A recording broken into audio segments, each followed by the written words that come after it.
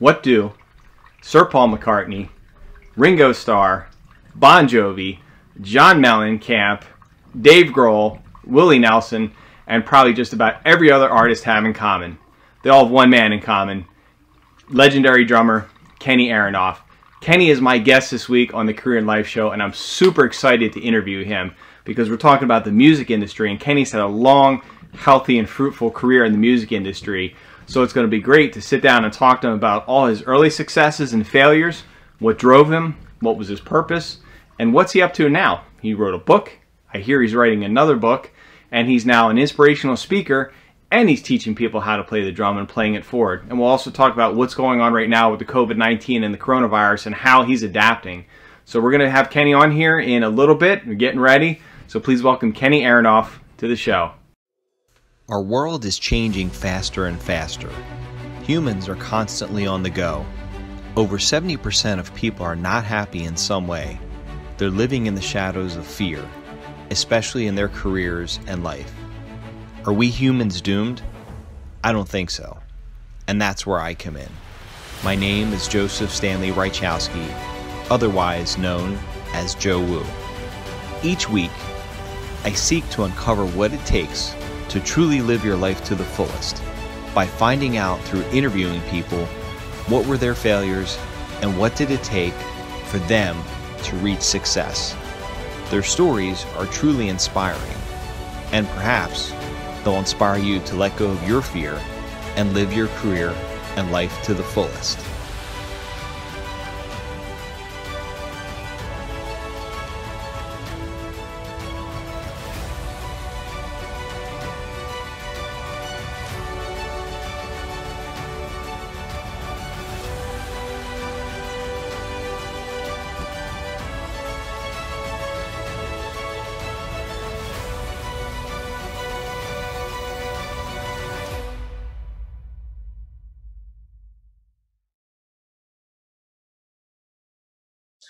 All right, everybody. So I got legendary drummer Kenny Aronoff here with me. Kenny, thanks so much for joining me. I really appreciate this. Oh, you're welcome. It's awesome to be here. Yeah, I'm super pumped.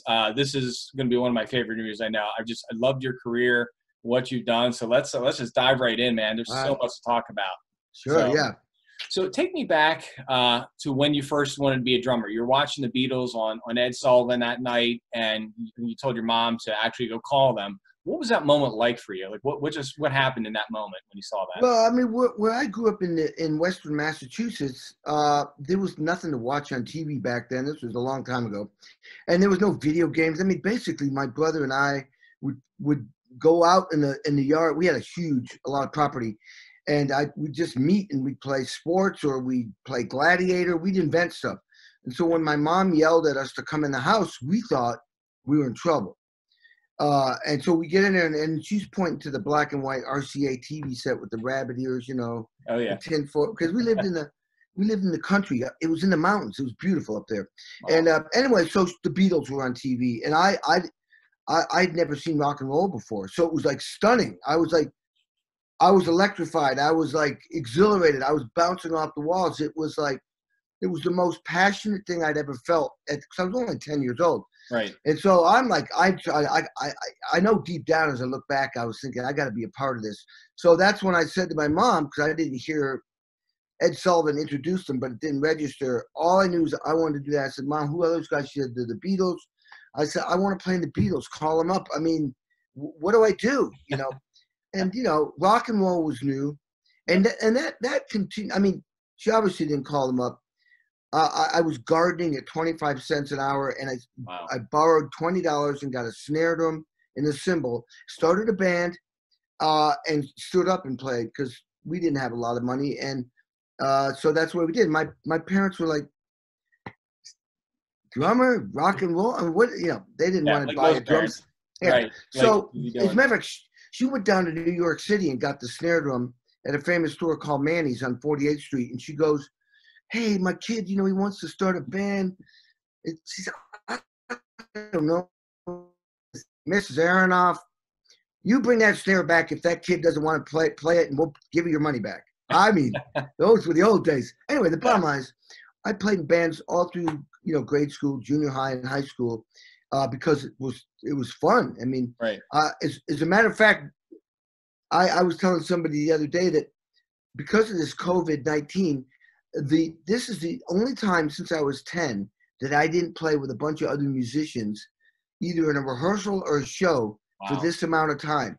It's been maybe 6 weeks now. Oh I have not been down for 6 weeks playing with other musicians, whether it's a symphony orchestra or a jazz band or a rock band, since I was 10. Oh my God. Yeah. So anyway, it was time to go to college, and we were part of that, post World War II, you go to college, you get a degree, and you make a living. And so my parents said, what do you want to major in? I went, well, music. I mean, that's the only thing I'm passionate about. And thank God I'd been taking lessons, percussion lessons, from the percussionists from the Boston Symphony Orchestra, Arthur Press, because 3 miles from my house, there's a town called Lenox, and they had this, it's where the Boston Symphony Orchestra would have their summer festival at a place called Tanglewood. And a couple of my buddies, I mean, I'm telling you, I grew up in a town of 3,000 people in New England, and there's all these little towns nearby of the same size. So I started studying with this guy. He kicked my ass. I mean, he really, it was almost like, that movie Whiplash, where the teacher's yelling and throwing stuff and screaming.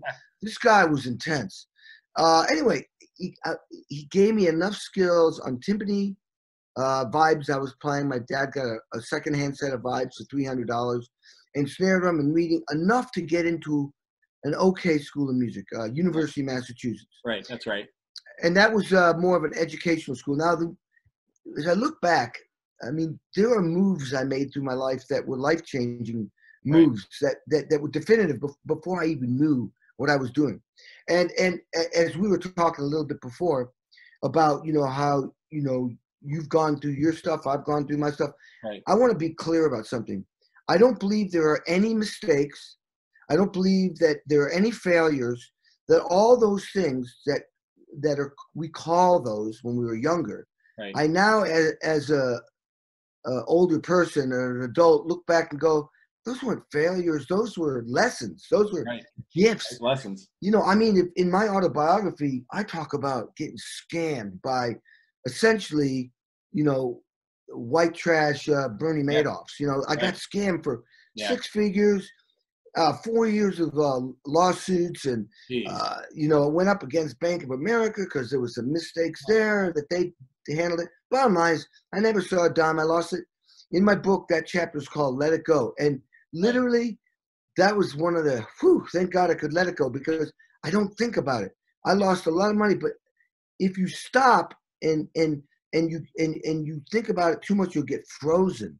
Right. And then you don't move forward. Yeah, become paralyzed. Yeah, paralyzed. That's the other word. Exactly. Yeah. And you will be paralyzed for your entire life unless you are willing to move forward. So that's why I now realize that what we call mistakes and failures, as uncomfortable as they are our greatest lessons. And if you look at it that way, you can go, okay, here's another one of those lessons. Damn, I'm sick of those lessons.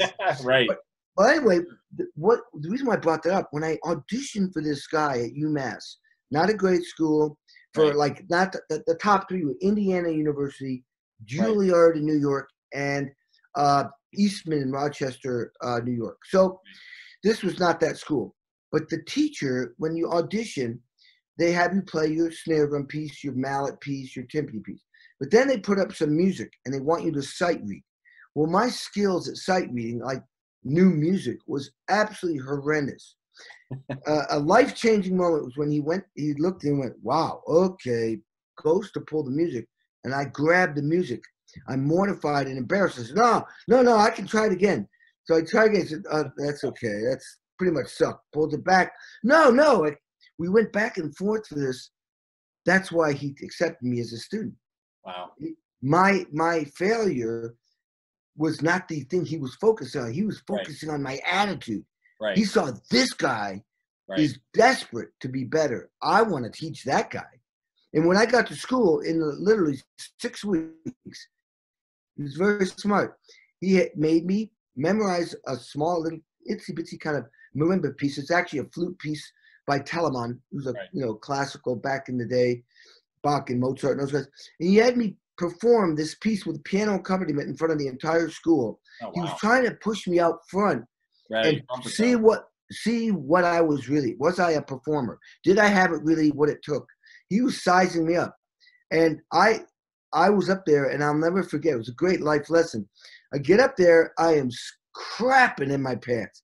I'm playing on an instrument that I'd only been playing 6 weeks, a marimba. Wow. I mean, like I said, I played vibes, but a marimba. And the piano player plays the intro, and I'm supposed to come in. I'm looking at the instrument. Never dawned on me to think, what is the first note that you play? Now, it sounds simple, but when you go into your practice room, you just look at the music and then you start playing. That's it. This was a lesson of being prepared for all kinds of adversity and unforeseen things. Right. And I was young. I was a kid, so I had never thought when you walk out, you're going to be scared to, you're going to be scared to death. You're going to look at those people. You're going to be thrown out of your environment, right? And you need to have your basic things in place. What is the first note? What is the key?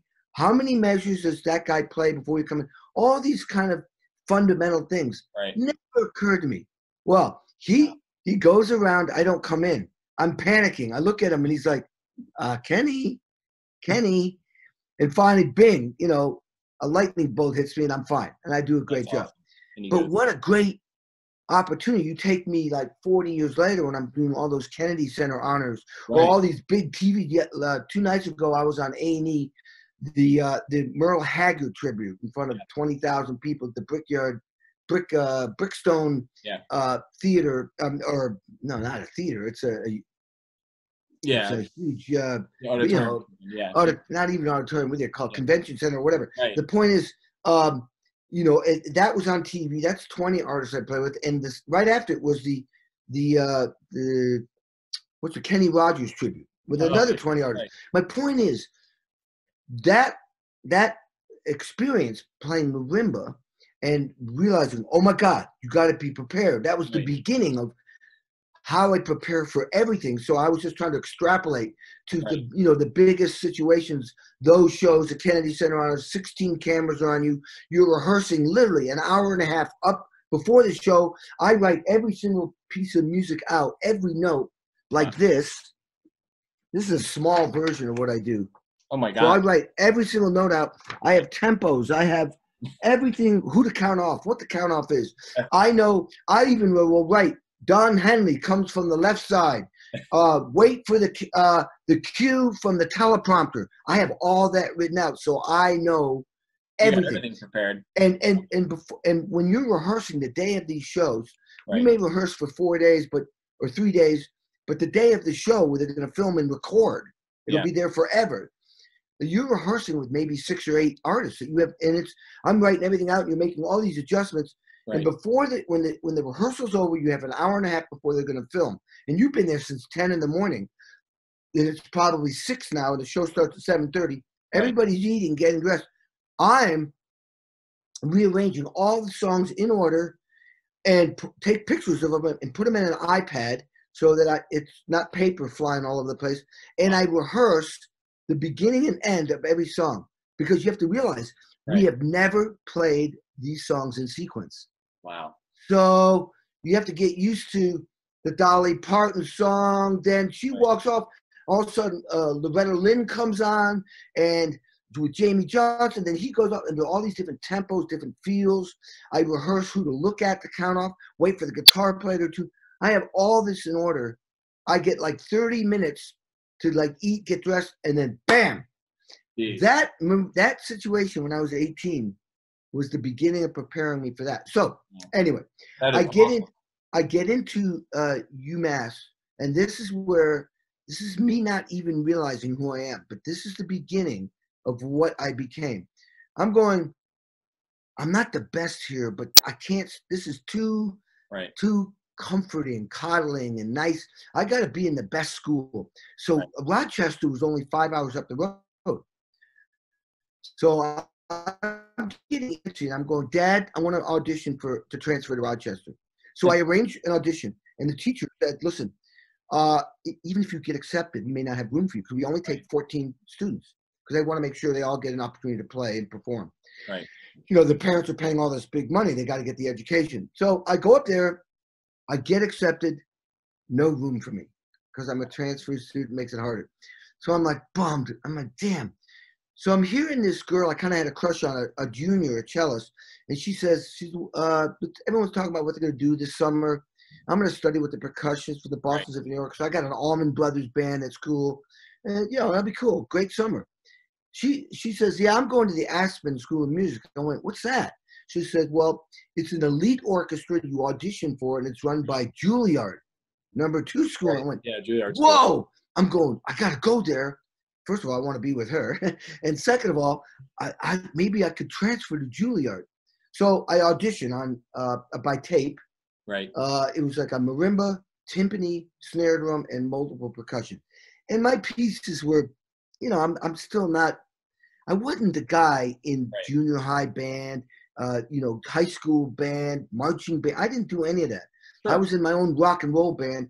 Plus, me and my brother were like varsity athletes by the time we were sophomore in high school. And that, between rock and roll and being an athlete, man, I was popular. So anyway, I sent a tape out. I don't hear from him. And it's the last day of school. And I packed up my dad's car and I'm leaving campus. I went, oh shit, I forgot my mail. I go back and I get it. And it's a check. I went, oh my gosh. Wow, who owes me money? It's not a check. It's an acceptance to Aspen. Wow. With a little scholarship, and I am like terrified but blown away. I think I was an alternate because 2 weeks later is when the camp started. Yeah. I think somebody canceled. They said, "Well, I'll take this guy from the teacher there was really into getting different people together." Right. Anyway, 2 weeks later, I'm out there.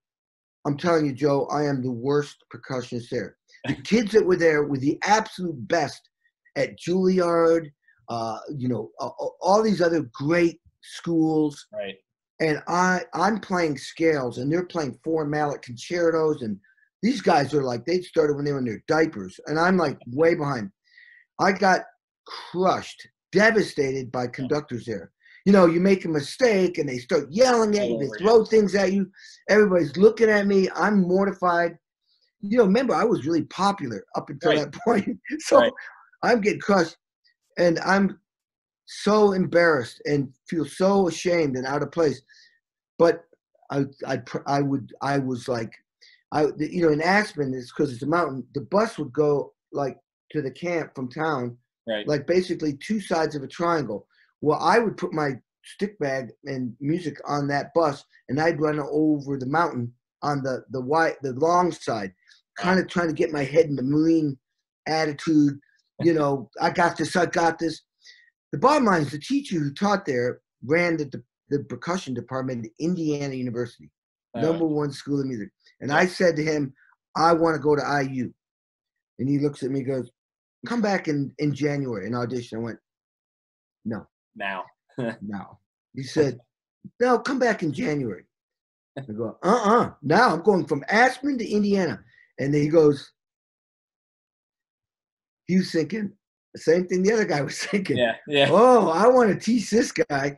But I'm just doing this out of pure survival. Right. I wanted to be the best. So I auditioned. You have to audition for 4 different departments in the Indiana University, but it happened to be that 4 different teachers from 4 different departments were teaching at Aspen.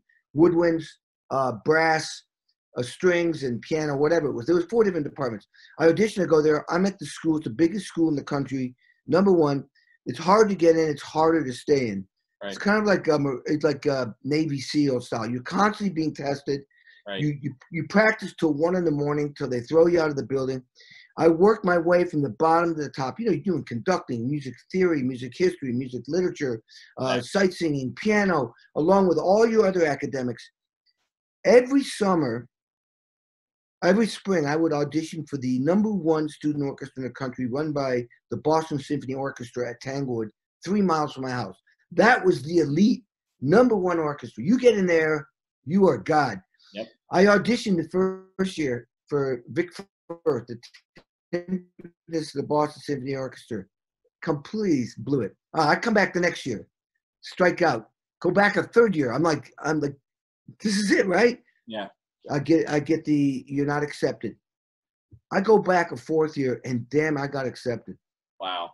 7 percussionists out of the whole world. Oh my gosh. I'm there, and I work with Leonard Bernstein, the conductor-composer, Aaron Copland, conductor-composer, Arthur Fiedler, Sergio Zawa, the tyrant of conducting, the Boston Symphony Orchestra conductor.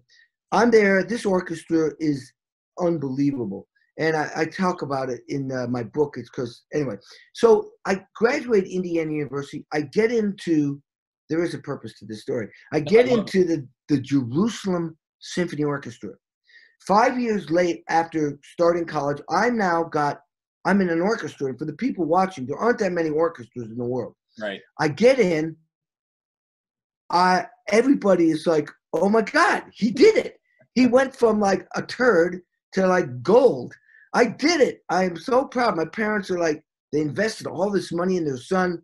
The American dream, you go to school, you learn a trade, you get out of school, and you get a job in the field that you studied. That's it. And dude, I'm staring in the mirror and I'm going, I don't want to go. I don't want to go. No. Now, here's why. This brings us back to the Beatles. Right. My head, I mean, I was beat up because this was a long 5 years. You have to understand, you practice every day, sometimes 4 or 5 hours a day for 5 years, even in the summer. I was always playing rock and roll at night or jazz or fusion. They didn't teach drum set at these schools. I was doing that all on my own. Right. So I graduate, I get to do some, I turn it down because I turned down certainty for complete uncertainty, which is rock and roll. Yep. I turned down certainty for possibility. The bottom line is my brain said, you got to do this. But my heart went back to the Beatles thing, which truly, I believe, and I lecture on this, really was the defining moment of understanding what my purpose in life was. Right. And the purpose comes from a place in your heart. And what I explain to people when I do my speaking is that, listen, if you realize who you are, what your purpose, what you're doing here, you will be unstoppable. You'll be undeniable. You'll be authentic because everybody who knows me, what you're seeing right now is me 24/7 because I'm living the way I'm supposed to live in this short time we live here. And the reason when I say unstoppable, I'm the guy who, I can't stop myself. I wake up every morning and I am excited to do what I'm doing. And I go through my day and night, but I'm also the guy who doesn't want to turn the lights off at night because I'm still excited about what I'm doing. Yeah. And I can't wait to do what I'm doing tomorrow. As soon as my wife goes to sleep, I'm working. I love it because I'm living for my purpose. And it took that kind of passion to turn down the symphony orchestra with a paycheck, to build a career, and then go back home humbly and start taking drum set lessons in Boston, in New York, and practicing 8 hours a day, trying to figure out how do you make it in rock and roll. There's I had no mentor. There was no lesson book. There was no model to follow. You just go to a city and hang out and make a name for yourself. So go and do it. Yeah, it's not like being a doctor. You go to med school, there are job opportunities. Right. So after 1 year, I get talked into going to Bloomington and Indiana, back to where I went to school, form a band. I'll never forget, my mom and dad were asking this business lawyer and another guy who worked at the record label, what do you think of Kenny going to Indiana? I went, no, that's not where the music business is. It's in Nashville, New York, or LA. But I felt intimidated because I hadn't had enough time to really develop my drum set playing to where I would feel confident to compete in those venues. So I go to Indiana. The business model is we'll get in a band house, we'll write songs, we'll get a record deal, and then we'll go on tour and make records like the Beatles. Sure. 3 years of that. And now I'm 27 and the band isn't happening. We're getting rejected. Yeah. I'm like, I got to leave. I got to go. I got to make a move. So I've decided I know more people in New York than LA or Nashville. So I'm going to move to New York. And about a week before I go, or 2 weeks, I'm having lunch with this singer-songwriter. And Ruthie Allen, that's her name, Ruthie Allen. She was cool, folk singer. And she's asking what I'm doing. And I told her, and she said, hey, there's this guy. You know this guy? He's on this new TV show called MTV, and he's got a record deal, and he lives in Bloomington. He just fired his drummer. They were on tour opening it for Kiss or somebody. Yeah. He just fired his drummer last night. I went, Bing! Yep. Oh my God. Opportunity. He's here. This guy's here. I want to make record. So I go to a payphone, call up the guitar player. I audition. To make a long story short, I write everything out. I memorize every song. I audition, get the gig. 5 weeks later, we're in L.A. making a record at one of the biggest studios. We're staying at the Chateau Marmont Hotel. I mean, right. Meryl Streep she's 28 or something. She's there, and oh my God, what's his name? De Niro's there, and it's just like the Hollywood scene. After 2 days recording, we have a business meeting, and I'm fired from the record. This is with John Mellencamp, right? Yeah, that's what I was getting to. Yeah. Gotcha. So I am absolutely devastated. Critical moment here. The reason why I got fired is because the producer had only 8 weeks to make the record. Ooh. And we didn't have a thing called Pro Tools back then, which is recording digitally, and you can manipulate and fix everything. Back then, it was just the tape. So you had to have great time, great feel, great parts, great sounding drums. You had to know how to tune. You had to have all this experience that gets involved with recording records that get on the radio that become #1 hits. I had zero experience. It didn't matter that I worked with Bernstein, and I could have talked about what does that have to do with? I had no experience. Right. The producer knew that. He had to get the record done. You had to get the drum tracks first. You had to get the drums perfect so you could then fix things on top of it. Sure. So Mellencamp's not telling me this. I found out later why, but all I heard was, you're fired and you go home. Wow. And I am devastated, overwhelmed, ashamed, afraid, felt like a piece of crap. Yeah. And huge critical moment, defining moment in my life. And I said, no, I'm not going home. Nope. Because in hindsight, he was trying to take away my purpose. Yeah. I was like, this is what I want to do.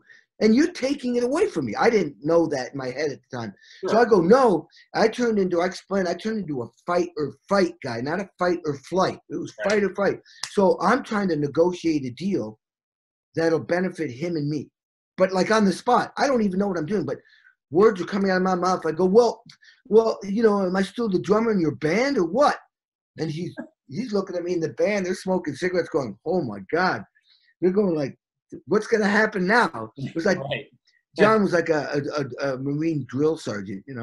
So John looks perplexed. Like, what's he getting at? And I went, he says, yeah, but you're not playing on the record. I went, well, I'm fumbling. I'm going to stay here.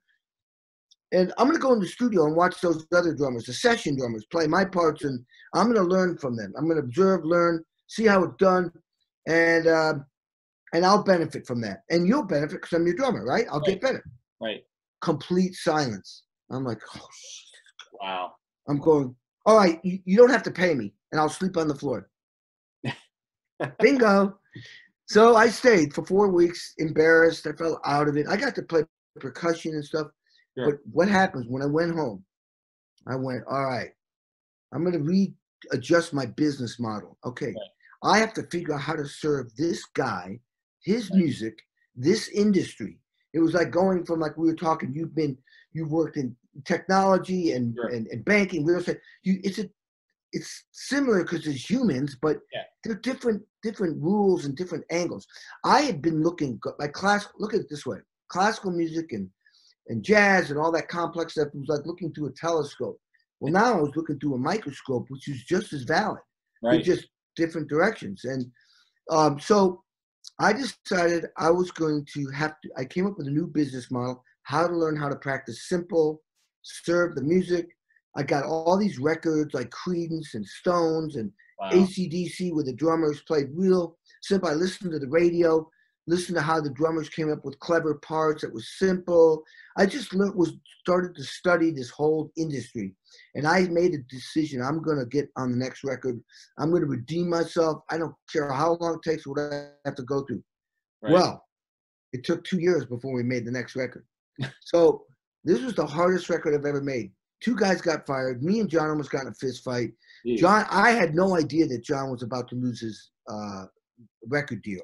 I didn't know that. So he was desperate. John is a guy, he's brilliant. I mean, he really is brilliant, but he needs a team behind him. So he would write songs on acoustic guitar. And I'm just paraphrasing what he said. He says, I write these songs are all the same. I need you guys to come up with parts. You need to come up with great parts. It says, to make these song hits. Right. As a matter of fact, Kenny, if somebody else has a better drum beat or that sounds better for these songs, you play that. And all you guys don't own your instruments. We all own each other's instruments. It's about getting the songs on the radio to be hits. And dude, his delivery was not real good, but his point was exactly what I speak about when I give teamwork leadership speeches. He's exactly talking about, he's like Bill Belichick and I'm Tom Brady. It's like totally. Great analogy. I love it. The team. Yeah. You're the team. If the team wins the Super Bowl, we all get the ring. Right. So this was a very difficult record, and John was freaking.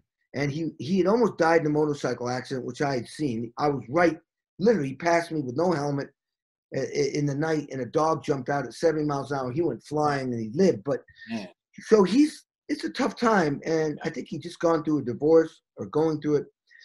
So I walk in one day, and the co-producer has a metal box.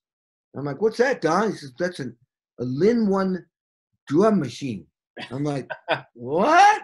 And I'm like, drum machine? Don't those replace drummers? And he goes on, he says, yeah, the Bee Gees are using it next door. It's the news thing. It's cool, which actually went great with their dance music. Right. You know, everything was very, very precise and in place, and every sound was exactly the same. I says, well, what are you doing with it? He says, well, we're going to use it on this song that we're having trouble. You know, the one with the great chorus? I'm like, what? I'm being replaced by a machine? I got replaced by 2 drummers 2 years ago. I grabbed the box, grabbed the manual. Well, I'm going to program it and be part of this. So I'm reading the manual. And this is all a new industry to me. I give it back to them. I program it. And I'm sitting in the lounge going, oh, my God, do I have to go back to school? What's going on? Right. Is this, you know, are machines replacing drummers now? Right. Or, you know, it's like, wow. So for you. all of a sudden I get summoned into the control room. You probably know what song I'm talking about. I get summoned in the control room, and John's going, Aronoff, we need a drum part after the second chorus. I mean, this machine only works up to here, and you got to come up with something. And I'm excited, but I'm like terrified. I'm excited because, oh my God, I'm on the song. But the thought in my head was, you have to save the song to save your career. Because if you don't come up with something, they'll fire you again. Yeah. So I'm like, thank God they spent the whole day getting drum sounds. Most of the time back, this is 1981, they would have the drums in small vocal booths because you could control, with the mics, you could control the sounds because drums are real ambient. They take up a lot of space on the tape and get in the way of guitar sounds, bass sounds. And so John's like, I want the biggest drum sound ever. So we're in this big room, and they didn't know where, you know, everybody, you know, you put close mics on every drum and then overhead mics, but the room mics, nobody knew how to blend them and how to make it work. And so anyway, that whole time, all day, I'm thinking, what are you going to play, Kenny? I'm thinking, you got to come up with something that jumps out of little car stereo speakers, out of TV sets, out of, you know, speakers. You know, you got to be big. It's got to be simple. You got to serve John. You got to serve the song. Long and short of it, I come up with this opening, which is boom, blam. And I just stop. The machine's going, boom, blam. And I stop. And I'm like, and I look in the control room, and 9 guys are going. I'm like, I got my job. I still got my job. I started doing some stuff. I hit a dead end. I'm in there, critical moment, and they're telling me, oh, don't do that, do that, do that, don't do that. I'm like, my head's spinning. Right. I started heading out there, and I'm going, you got 50 feet to save your career. 40 feet. What are you going to play? 30 feet. I don't know. 20 feet. Dude, you got to come up with something. I don't know. 10 feet, 0 feet. Right. I'm at the drum set. I look at the drums. I look at them. I look at the drums. I look at them. And all of a sudden, bam! I go, okay. Instead of reinventing the wheel, just see if you can take what you already got and just shift it a little bit. Right. It'd be like if you went into a room and you hate the furniture, you got two choices: throw the furniture away or rearrange it. Maybe you can rearrange it to make it look hipper. So I rearranged it. Long and short of it is that was the defining moment. That ended up being John Mellencamp, or Johnny Cougar at the time, biggest #1 hit single in his career, Jack and Diane. The album American Fool sold millions. John got 2 Grammys. Wow. John's career blew up and my career was launched. So that was probably at age 29. So starting from the Beatles, I had arrived to a place where I could feel that at least I was in that arena, that I had fulfilled to a certain extent my purpose. But let me say one defining moment. When Jack and Diane went to #1 and the record was #1, I was in the same hotel room at the Chateau Marmont where I had been fired 2 years prior. Wow. And I remember right where I was in the living room. And it was a suite. And I was excited for about 2 seconds. And then I was like, oh my God, everyone's going to think I'm the #1 drummer. I'm not the #1 drummer. Right. How am I going to do this again? How do I do this again? How do you practice to do it again? I was freaking out already about having to prove myself on the next record, which was a great attitude because for 17 years, I had to come up with, great drum parts that would inspire the other guys to come up with great parts to make these songs hits. And I did. And it was a great, I could say I was successful, driven by fear and things like that. Now I'm not driven by fear, but back then that was an asset and a tribute. And, Big driver, I mean, that served me well. I should say that when you're younger, being driven by fear, pleasing people, overwhelmness, shame, freaked out, all those kind of scary things, they get you to a place. But the next level, for everybody who's listening right now, the next level is to not operate by those principles. Right. You replace them with other things, with confidence. You replace them with belief in yourself. Right. You replace them with things like, when I'm going to feel fear, I'm going to replace that feeling with a feeling of, you got this. You got this. And you learn to go to the next level. That's the only way. Otherwise, you'll stay in that same place. Right. You'll be in the fear mode all the time. Yeah. Yeah. And you don't want to be. Fear is a good thing because obviously if you're in England and you're not looking the right direction, you get run over. So fear serves its purpose, but not to the event where it gets in the way of what your purpose is. Right. That's interesting. So talk to me a little bit about when John Mellencamp decided to take some time off. What was that like? I mean, you had, 17 years with him, I guess it was, somewhere around there, and you had all those hits, and what happens next? Well, the moment where he took the time off was right in the middle, after 8 years. Okay. So in the first 8 years, it was a 2-year cycle. You write songs, you arrange them, you record them, you do promo, like, videos and stuff.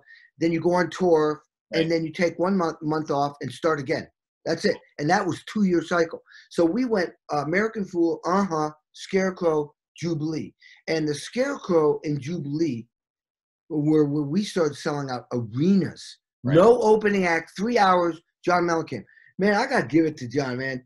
He was like, after American Fool, he went, I don't want to record in L.A., New York, or Miami. I want to record in Indiana.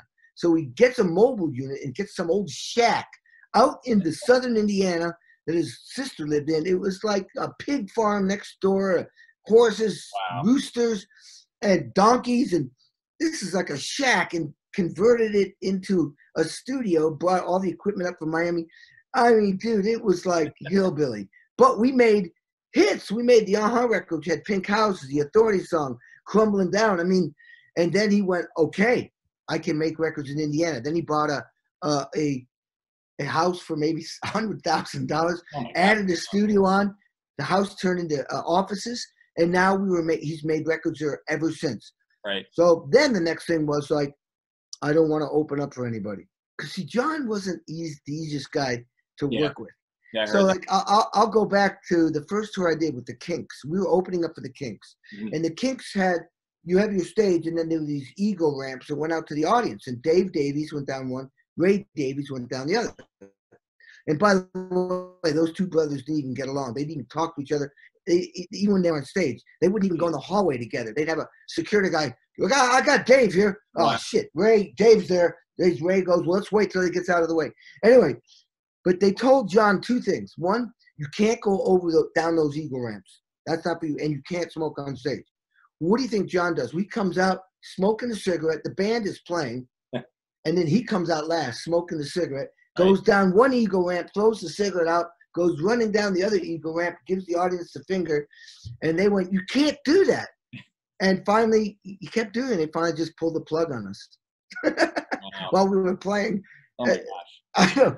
So John just wanted to do things his way. So we ramped up to becoming the sold-out arena tour band. And at the last show of the Jubilee tour, that's when he came up to me. He gave me a bonus check when they used to give bonus checks and said, dude, I'm quitting the music business for 3 years. Don't spend this in one place. He said it with a lot more gusto than that and used a lot of four-letter words. The point is, I had just gotten divorced. I had car payment, child support, utilities, and the tour is ending. And I was planning on, in a month, we'll start again. Right. And also, continuing. Yeah. I figured out I had 5 months worth of money saved. Right. I thought, all right, I've been working for one artist for 8 years. Yeah. Now I'm going to go work with all the other ones. So I decided I had started doing sessions and I loved it and I was good at it. So I basically went out to LA, put 2 roommates in my house, brought the expenses down. Yeah. Boy, that was a mistake. These guys were having parties all over the place. Right. Anyway, so but it's what I had to do.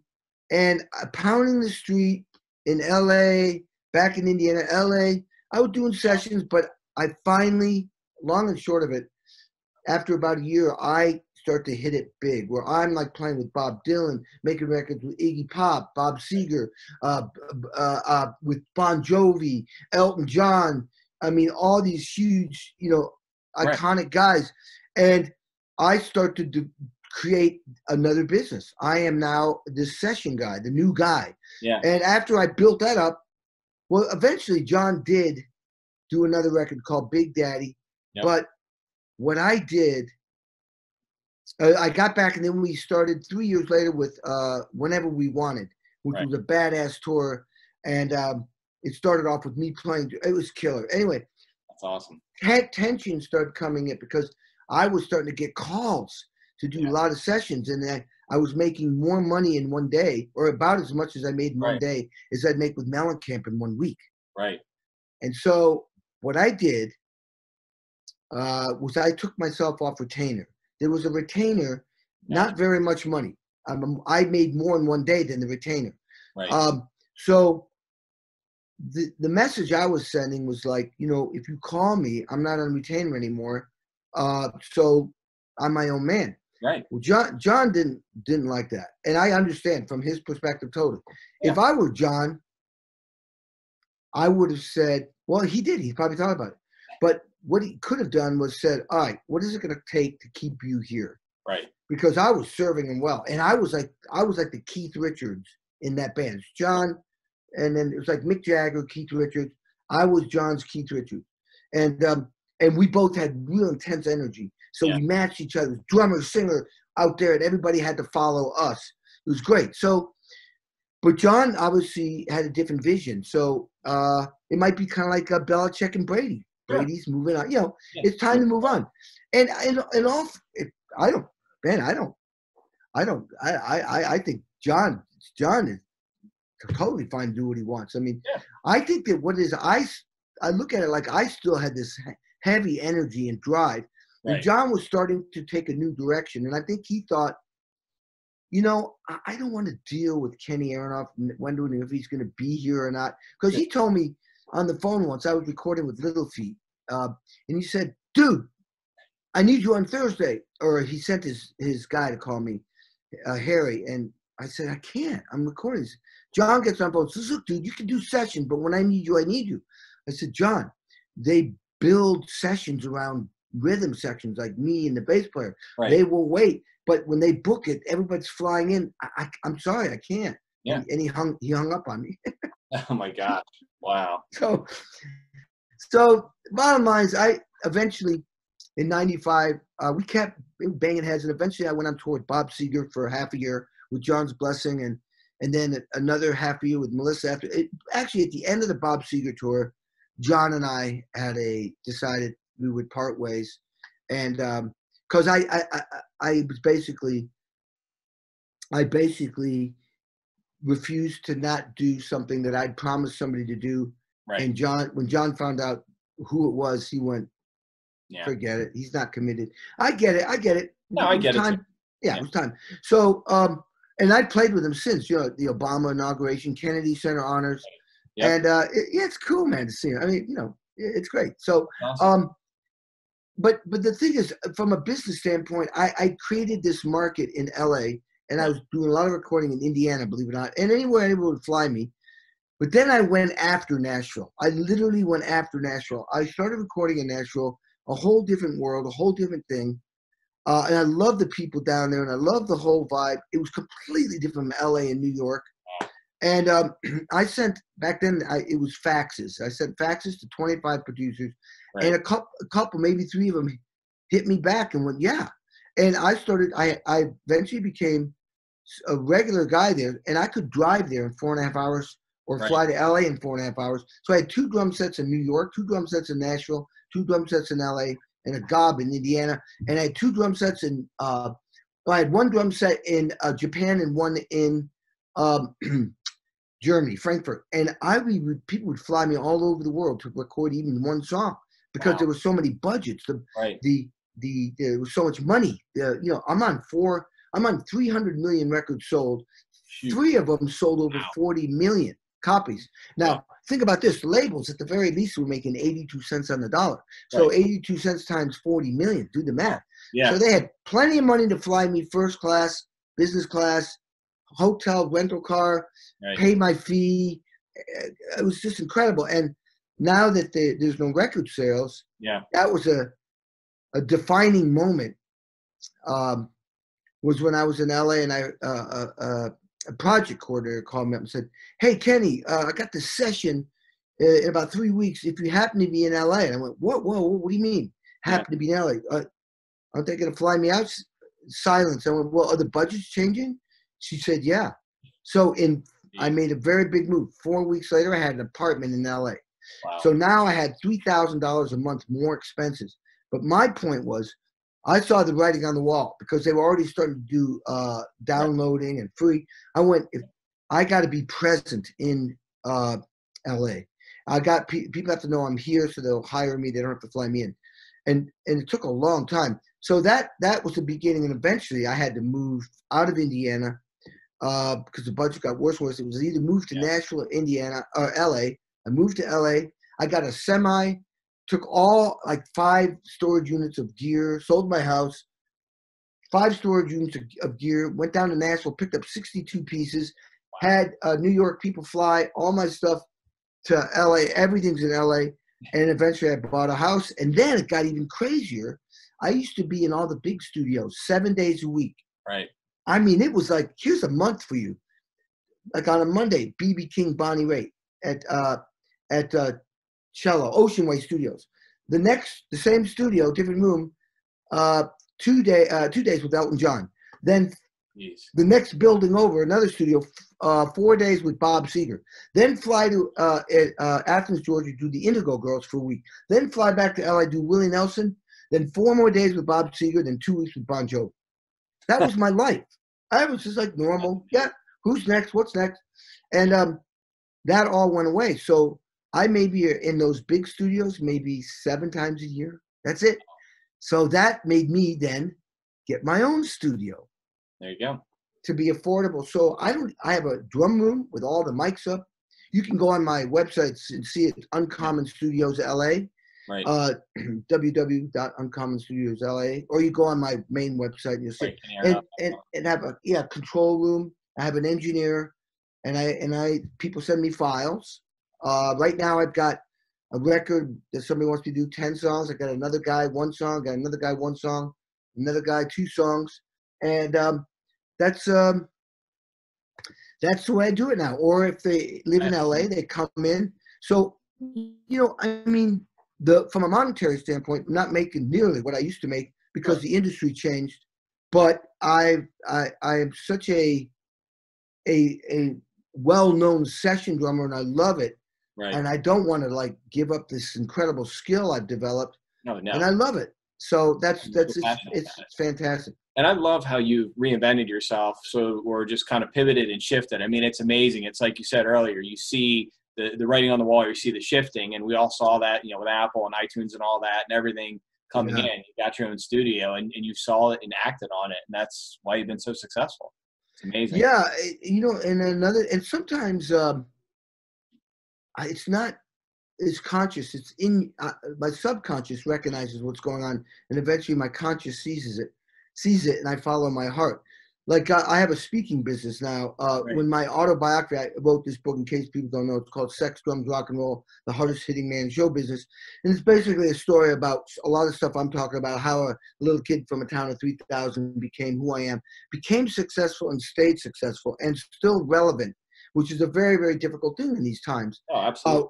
And so what happened was I did drum clinics for 30 years, which means speaking in front of people.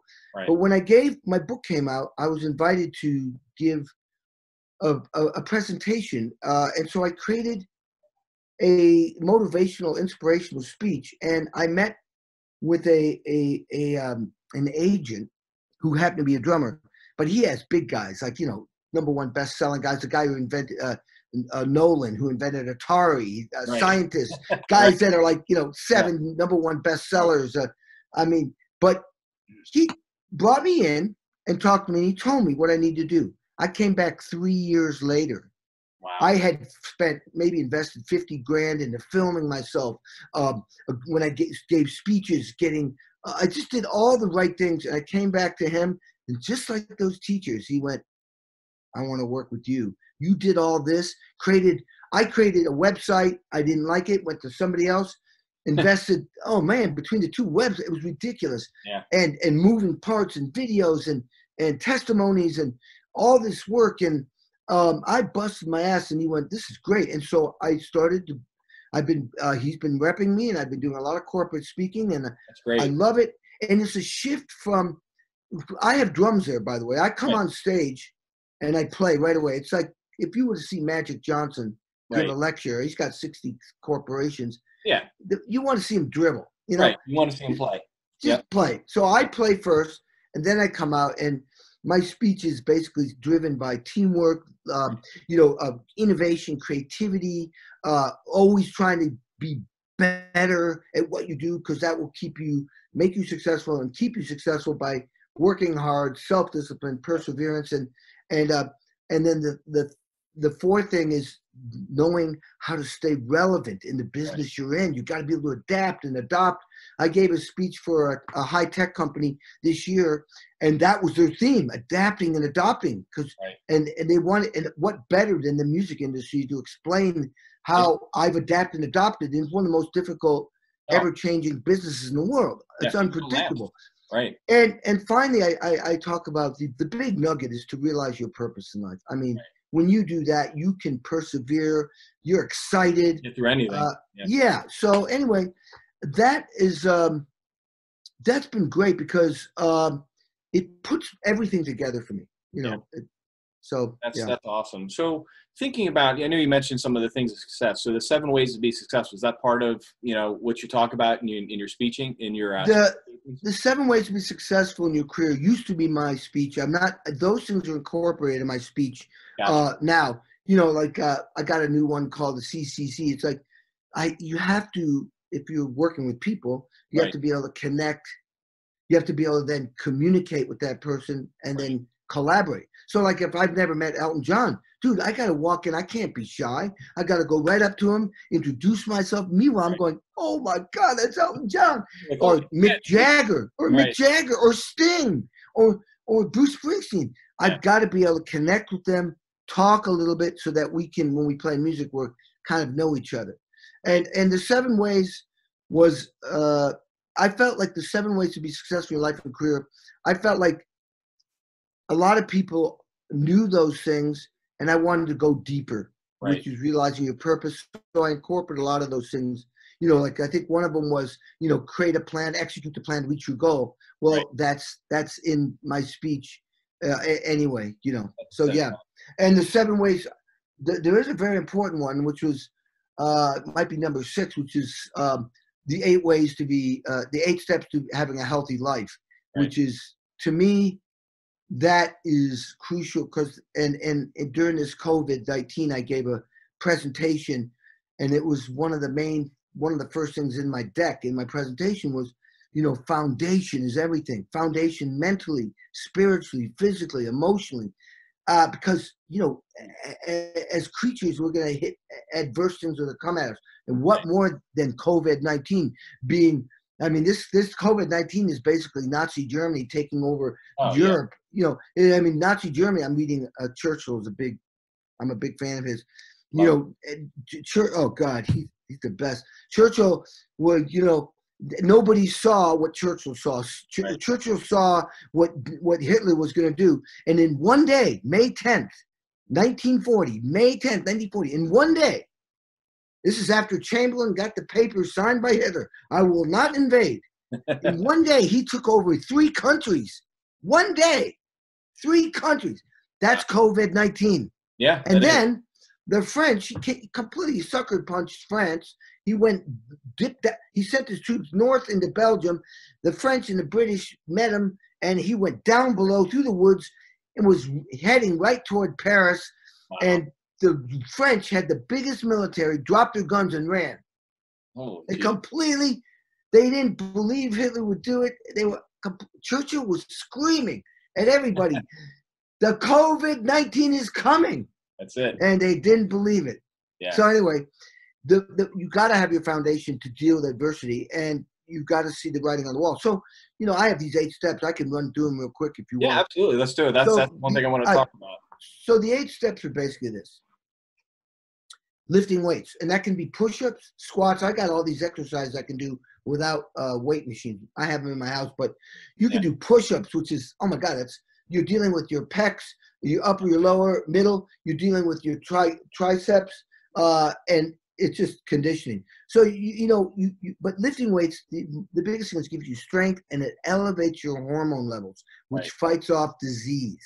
Big. You elevate your hormone levels, keeps you youthful. Number 2 is cardio. Only way you can exercise the heart. Obviously, the heart's important. Yep. It gives you endurance, but it also elevates your hormone levels. Number 3 is flexibility, which is stretching, yoga, whatever. So now you're endurance, strength, and flexibility. Right. Great foundation. Huge. Which is good for you physically and emotionally and mentally even. Okay, then number 4 is diet, which is, I mean, I could spend hours on that, but basically eat the healthiest diet you can possibly have. You know what's good. You know what's bad. Right. Nobody's perfect. Nobody dies from fruits and vegetables. So let's put that should be a main. I eat chicken, fish, and meat, but smaller portions, and I eat a lot of vegetables. I mean, I start my day now because of the COVID and end my day with hot water, half a lemon, half an orange, because the acid or the alkaline, the viruses don't like alkaline as much. And these are high in alkaline. I put ginger and honey in there too. And that is a great way to put your body in the right place, or at least get close to it. Obviously, you know, lower your fried food, lower your, your sugar, like white sugar, lower your preservatives and stuff like that. Okay, so then number 5 is supplements. I take a lot of supplements. I take there's a company called Pure, Pure, and they have an ultra nutrient, which is an incredible multivitamin for people who have long, stressful days, because it has everything that my doctor's looking for in my physical, all the nutrients you need. And then I take a lot of vitamin D3, which is an immune booster. Huge. I take about 20,000 units of that, or milligrams, whatever it's called. I take extra C. I take a lot of green food. In my protein shakes, I take a lot fish oil. Fish oil is great for about 30 different things, and it's great for your immune system. I mean, these are things, and you could do more research on it, but those are basically the ones I take. And then number 6 is water, which I could do a little bit better on. But water, every organ in your body needs water. Every organ. You can live 40 days without food, but only 3 days without water, you're dead. Number 7 is meditation. I'm not the greatest at meditating, but I'll explain. Right. Meditation reduces stress. Stress will make you ill. Stress can, have you ever, I'm sure you out there have been where you're stressed, all of a sudden you start to feel sick. Yep. Because stress can knock you down. When I say meditate, it could be as simple as sitting in a chair and focus on one thing. Like I could be focusing on a snare drum, and anything else that pops in mind, push it away and take deep breaths. Like state management, yeah. And just slow yourself down. Exactly. And when you do, that's considered meditating. Or even walking, taking deep breaths and just focus on breathing and walking. It's basically getting everything out of your head and getting yourself in a place of relaxing. All right, number 8, the final one is sleep. 8 hours. I'm a horrible sleeper, but what I do is I'll sleep 3.5, 4 hours. Yeah. Then wake up. Now sleep another hour. Wake up, sleep an hour and a half until I get 8. Yeah. And because that's the only time your body and brain repair itself.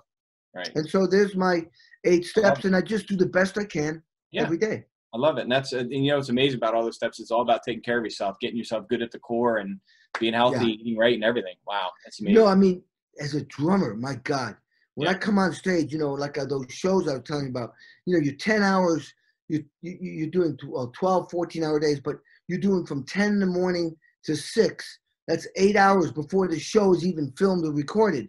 And it's high stress, mentally, physically. You got to be strong, mentally, physically, emotionally, spiritually. You got to be able to get along with people, negotiate. You got to be a team player. It takes, boy, you know, those nights when you had too many drinks of wine.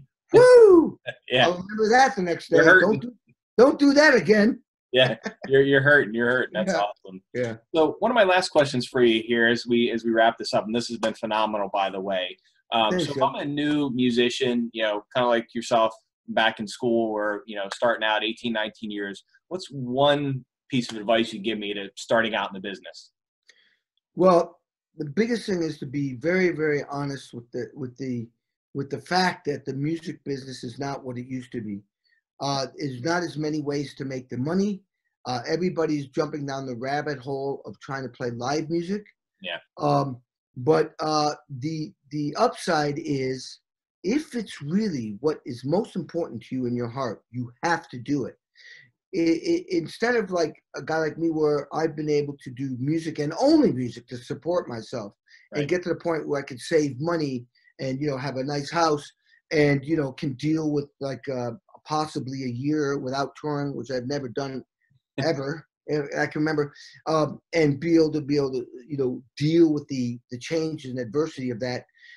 What you have to consider is that you play music, but you find another career or other ways to make income so that you can do what makes you the happiest in your life. You know what I mean? You're working to enjoy yourself. Now, in the more relevant modern world, with technology the way it is, you can get yourself on social media, Instagram, Facebook, a YouTube website, where you post your music or your videos of yourself. I'll give you an example. There's a couple of female drummers that have got 1 million followers or 500,000 followers, and they at a certain point they didn't have bands. They just play the music, and they look great, and they play, and a lot of people follow them. Here's the deal: when you get 500,000 followers or 1 million followers, you're going to get people that might sponsor you. Right. You might get endorsements. If you have that many followers, that they might be able to do. This girl, Annika Miles, great drummer from Germany. She's got sponsorship, and she just did a drum clinic tour. I don't even do drum clinic tours anymore, but they put her out there, the companies that sponsor, because a lot of people saw her on YouTube, and they went to major cities where they could see that she had a big following, and those people wanted to see her in person. Right. So here's an example of staying relevant and working with the new, you know, way of doing business, which is on the internet and virtual reality. Yeah. And so a lot of people jumping down that rabbit hole, but the bottom line is it exists. Me, to stay relevant, that's why I have 2 Facebook pages. I have an Instagram page, and I was posting every day, but I post very positive things. I have a LinkedIn page, which is how you found me, right? Yes. On LinkedIn. Yeah, LinkedIn. and I have LinkedIn, and I have a Twitter, and I have a website, Kenny Aronoff, www.kennyaronoff.com website, which takes you to my speaker page. I'm actually developing 2 new websites. The main website to just update it to be relevant, and I have my studio website, www.uncommonstudiosla.com. Right. And I mean, you know, if you want to stay in the game, you got to stay relevant. Anyway, that's some of my tips. Now, the other thing is, you know, even during this COVID-19, I play the drums at least 2-3 hours a day, along with all my other business and staying fit and eating great. Right. I'm focused. I mean, I got all kinds of projects. Like, you know, I wrote another book that I put on the back shelf about 1.5 years ago. I'm going to revisit. I'm doing a soft cover of my autobiography. Is going to be coming out this year, and they're talking about me doing an audio version of it. Oh, wow. You know, I've got sessions that people are sending me. Because even somebody did a movie script that they want me to be in the movie. Sounds like you're now more busy than ever. Yeah, and the speaking thing, I'm looking at. I'm talking to my agent about how we're going to deal with this new environment. Should we be doing online speaking? Right. Or the corporations want to go down that road? They would rather not, because it's all about people connecting and communicating, collaborating. But it might be for another year, you know. But my point is, make a list, everybody, of how the COVID-19 has affected your life, and then make another list, the same things, what you can do to work within the elements that we are because of the COVID-19. Like, for example, jobs. You lost your job? What can I do to earn money? And just think about it. What are other ways to earn money? Right. Stuff like that. Bills. Okay. What can I do in the COVID-19 to reduce my bills? You know, a little bit of money, reduce your bills. These things start coming together, and on and on. Okay. Now that we're all on top of each other, relationships. Yeah. I remember when I gave, I said to somebody, okay, with relationships, how I can improve with that? Compassion. Listen more. That is, see, what I'm saying is that, yes, all these things have affected, COVID-19 has affected all these things in our life, but you've got to think forward. What can I do to work within this system to make those things better? Right. Yeah. Shifting and pivoting and just seeing where the ball's going. Yeah. That's it. Yeah. Wow. Because we will come out of this. Who knows how long it's going to take? This may be a brand new world. Look, I tell people, what do you think the dinosaurs thought after being around 165 million years and a meteor came down and wiped out the entire planet? Right. I mean, this is like peanuts compared to that. Oh, but the point is, thing is, yes, things are different. Yeah. It's hard to believe because I'm the type of guy that's like, let's fix it. We'll fix it. We'll get it going, right? Well, this thing isn't going to be fixed like in one day. No. It's tough, man. It's tough. I'm right with you guys. It's tough. I'm working with this every day. I'm like, oh wow, my God, wow, this isn't going away. Okay. I know. Even just starting to do these interviews, I had it all planned out. You bring people in, and I'm like, okay, I got to get this going. I got to do this. So what do I do? Yeah. Virtually like this. You got to keep going. You got to keep. Yeah, absolutely. I mean, dude, I was supposed to tour all year with John Fogerty, Joe Satriani. I'm on a new record that just came out that's killer called Shapeshifting. Great title for today because shapeshifting is you're shifting, and every song is a different style of music. It's a badass album, Shapeshifting, and we were supposed to tour right now. I was supposed to leave. I was supposed to be playing tonight in Germany, Europe for 9, then 3 weeks in South America. Postponed right now, maybe September 22nd for 9 weeks in USA. I was supposed to go to Europe and also US with John Fogerty, Supersonic Blues Machine. All of this is like on the back burner. Yeah. You know?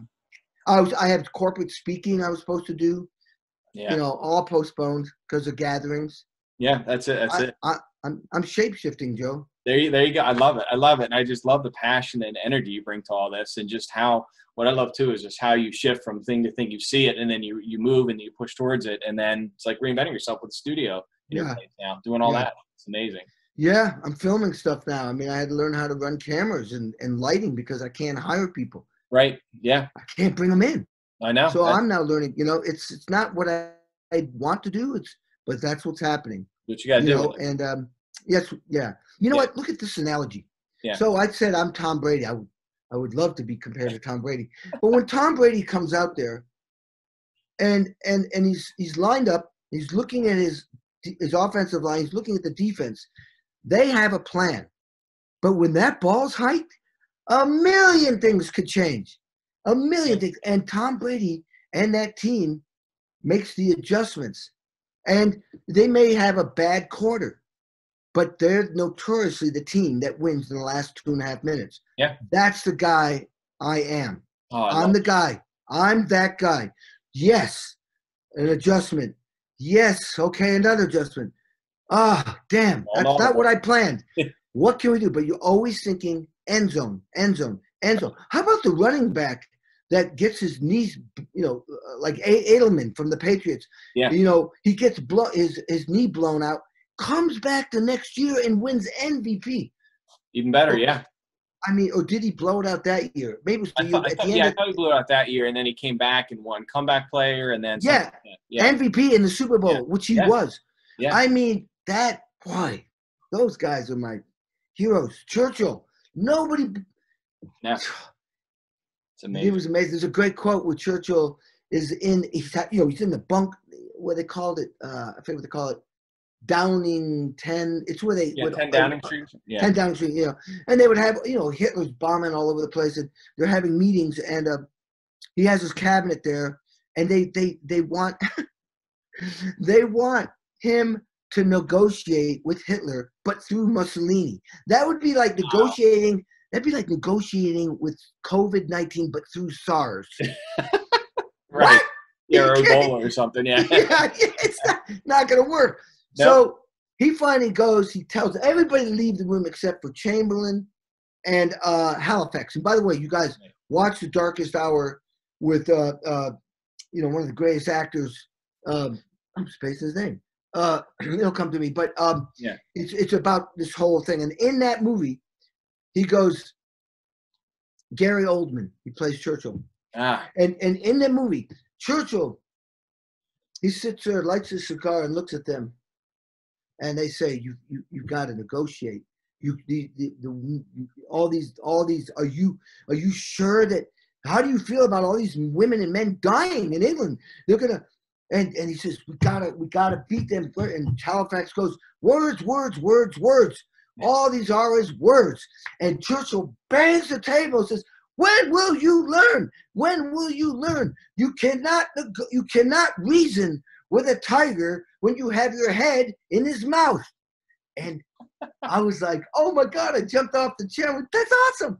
He was saying, like, you can't reason with COVID-19. No. You have got to fight it. You've got to go at it. You've got to figure it. You can't just negotiate with it. No. We got to somehow, whatever it is, beat it. What we're doing and what comes next. Yeah. And I love that attitude. That's a winner. Yeah. That's a winner. Yeah. I mean, even though in many ways it didn't make sense because, but he went to the people eventually and said, what do you want to do? Because basically it was going to be the Germans would just walk in and just swastikas all over the buildings and they would be prisoners. And the people went, no, we want to fight. By air, by sea, by land, we'll fight to the end. Whatever way we'll fight. Yeah, it's great. I love it. Anyway. This is awesome. Kenny, thank you so much for this interview. I really appreciate you taking the time out of your busy schedule. I don't know how you keep up with it and how you get your sleep. It's amazing. I've learned a lot from you. And thanks, those of you out there, make sure to get Kenny's book, Sex, Drums, Rock and Roll. It's on Amazon. It's out there. Go to his website, KennyAronoff.com, and we'll put up the information where to connect with you as well with your inspirational speaking. And this has just been wonderful. So thank you so much for being on here. Awesome, Joe. Thank you. Awesome for having me. Okay. Wow. What an amazing hour and 15, 20 minutes of an interview with Kenny Aronoff. You could hear the passion in his voice. And I think the biggest thing I learned, and hopefully you guys learned, was his passion and his purpose early on. Remember us talking about him watching the Beatles and the Ed Sullivan Show, told his mom to go call the Beatles, he wanted to be a drummer. at that early age, he figured out what he wanted to do. And that's unprecedented because a lot of people take a long time to figure that out. But I think what's also impressive about the interview with Kenny is how he has shifted and pivoted into different parts of the career. Because think about it, with the music industry, you had Apple and iTunes, and basically dealt away with record sales. So what did he do? Created a studio in his place. He started recording, doing sessions for artists, being there instead of traveling. So cutting costs and actually creating a whole new business adventure. And he wrote a book, and he's doing inspirational speaking. So it's truly fascinating as to what Kenny has been doing. And I don't know when the guy sleeps. I mean, just passion, passion, passion. That's all I heard. And you think about everything that he's been doing in his career, so much of it is attributed to your purpose. If you can find your purpose, you truly know exactly what you want to do in your life, and really everything else is cake. Yes, it is hard. Yes, there are challenges, and the shit hits the fan. You got to deal with all that stuff, but you can get through anything. And think about what he said so many different times during the interview. You know, when he was fired from John Mellencamp's band, John fired him personally and said, "You're out." He stayed. He said, "No, that's it. I'm not." And the looks on their face was priceless from what he said. But he kept going. Kept going through school. You know, 4 times to get into school. Absolutely amazing, the persistence and the passion he's had. But it goes back to finding your why. And that's what he knew very early on, that he wanted to be a drummer. And I think he's one of the greatest drummers of all time. Definitely in my top 10, if not probably top 5 with what he's done with Jack and Diane. I mean, that riff in the song. And then Bon Jovi, Bruno Mars now. He's collaborating with so many artists. And I think that's what makes him special, is he communicates to people. Teamwork, and he talked about teamwork as well. So I really hope you guys enjoyed this interview and got a lot of information out of it, and really how to help yourself in your career. But thank you so much, Kenny, for the time today. It was truly a special interview, and we'll see you guys next time.